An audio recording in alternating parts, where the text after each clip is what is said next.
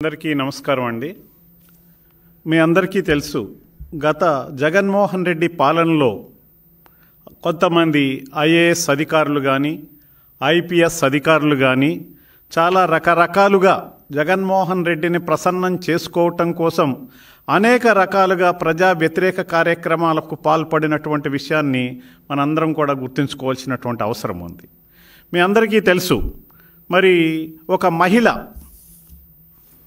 మహిళా doctor, cinema నటి మరి బొంబాయి నుంచి తీసుకొచ్చి ఆమెని అనేక రకాలుగా చిత్రహింసలకి పాల్పడేలాగా వర్క్ చేసినటువంటి వ్యక్తులు కొంతమంది ఐపీఎస్ అధికారులు ఉన్నారు.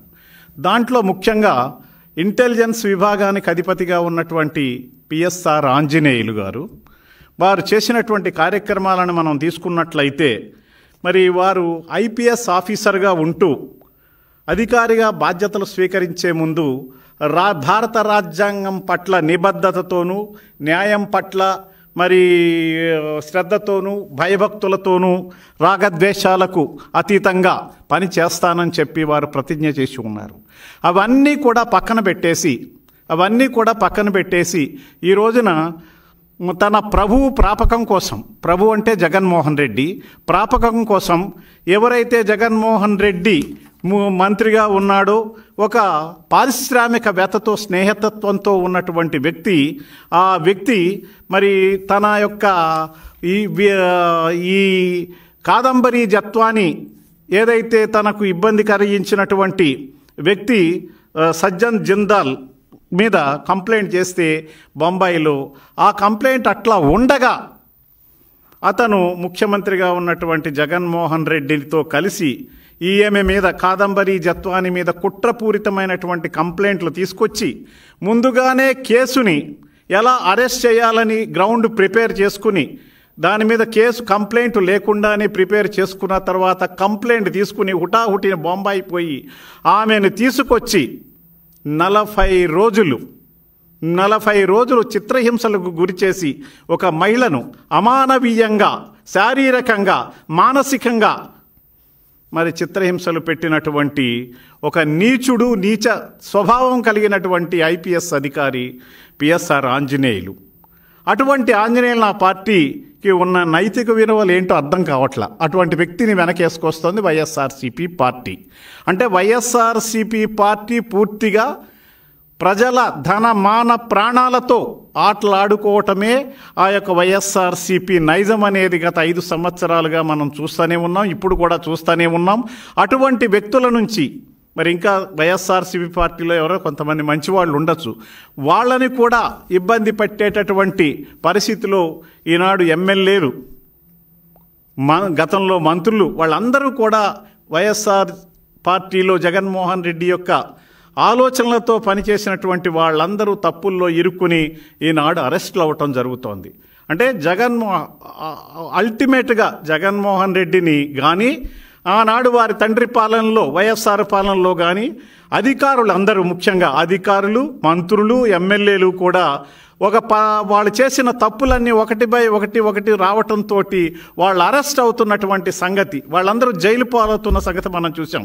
ఐఏఎస్ అధికారులు కానీ ఐపీఎస్ అధికారులు కానీ ఈ రకంగా మరి రాజ్యాంగానికి పరిమితికి లోబడి పని చేస్తామని ప్రతిజ్ఞ చేసినటువంటి పెద్ద ఐఏఎస్ ఐపీఎస్ అధికారులందరూ కూడా ఒక ప్రాపకానికి, ఒక దుష్టుడి పాలనలో ఉంటూ ఆ దుష్టుడికి మరి సలాం కొడుతూ ఈనాడు రాష్ట్రాన్ని, మరి పేద ప్రజానీకాన్ని అణిచివేసినటువంటి పరిస్థితి మనం చూస్తూ ఉన్నాం.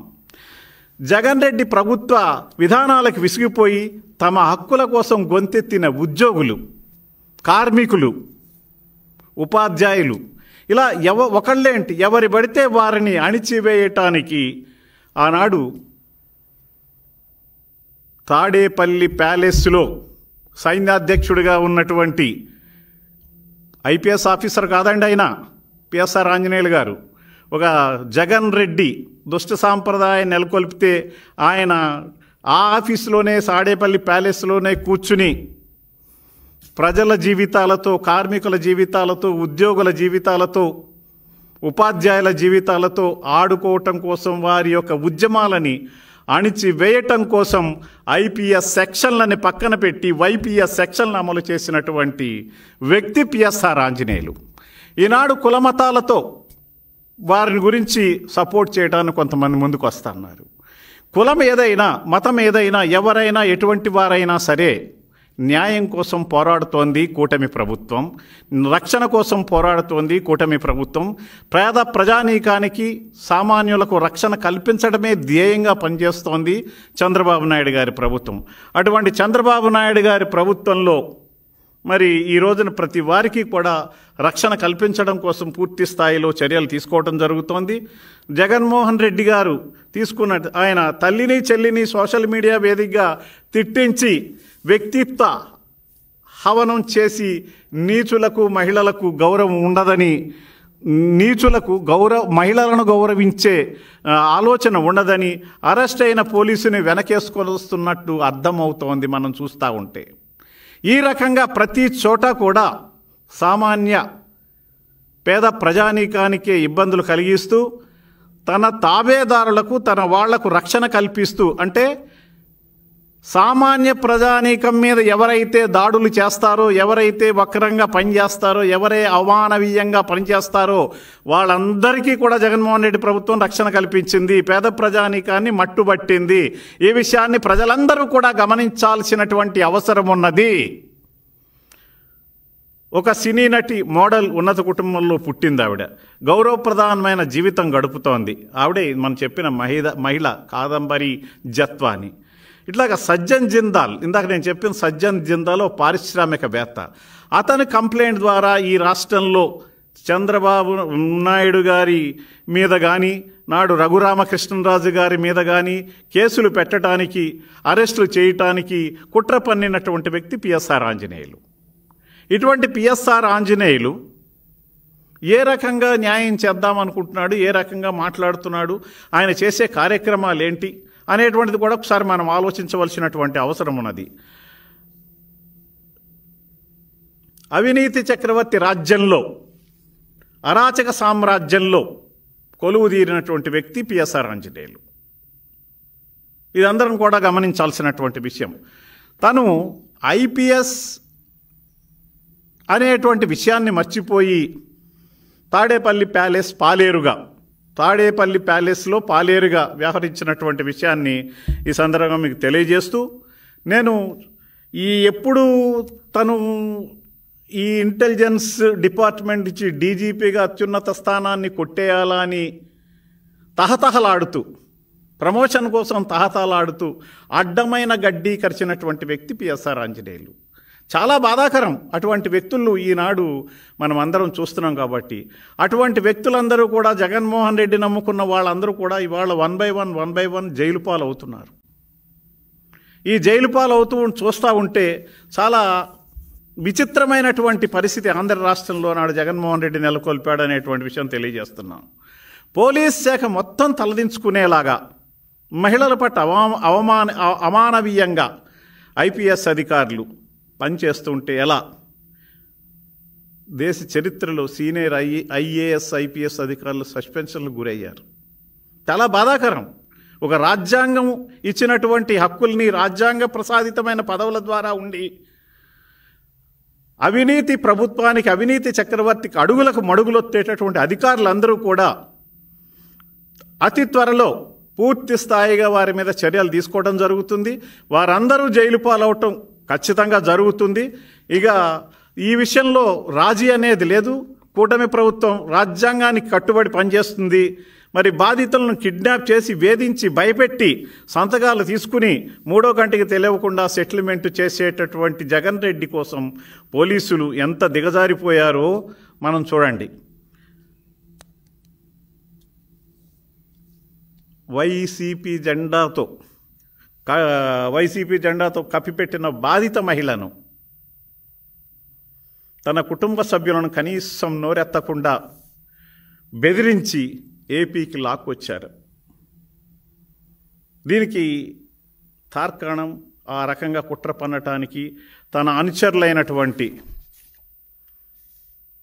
కాంతిరాణ తాత విశాల గున్నీతో తాడేపల్లి రాజప్రసాదానికి పిలిపించుకొని ఆపరేషన్ జత్వానీపై చర్చించి కుట్రపూరితంగా ఆమెను అరెస్ట్ చేసి తీసుకొచ్చాడు ఈ పిఎస్ఆర్ ఆంజనేయులు ఇమీడియట్గా ప్రమోషన్ కొట్టడానికి.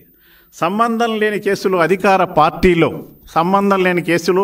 పార్టీలో ఉన్న నాయకుడి కోసం ఆమెను హింసించి 45 రోజులు బంధించి కుటుంబ సభ్యులను హింసించి ఇంటి నుంచి ఇతర ఆస్తులను సీజ్ చేసి రోజు గడిచేందుకు అప్పులు కూడా పుట్టలేనటువంటి పరిస్థితిని సృష్టించి ఆమెను బాధపెట్టినటువంటి వ్యక్తి పిఎస్ఆర్ ఆంజనేయులు. ఒక మహిళ హేడల అమానవీయంగా మళ్ళీ చెప్తున్నాను, 1-2 సార్లు చెప్తున్నానంటే ఎంత బాధాకరంగా సామాన్య ప్రజానీకాన్ని ఒత్తిడికి గురి చేశారో జగన్మోహన్ రెడ్డి అధికారులు, వాళ్ళ ఐఏఎస్లైనా ఐపీఎస్లైనా ఆలోచించవలసినటువంటి విషయం. పచ్చ కామెర్ల వాడికి లోకం అంతగానే పచ్చగా కనిపిస్తుందంటారు.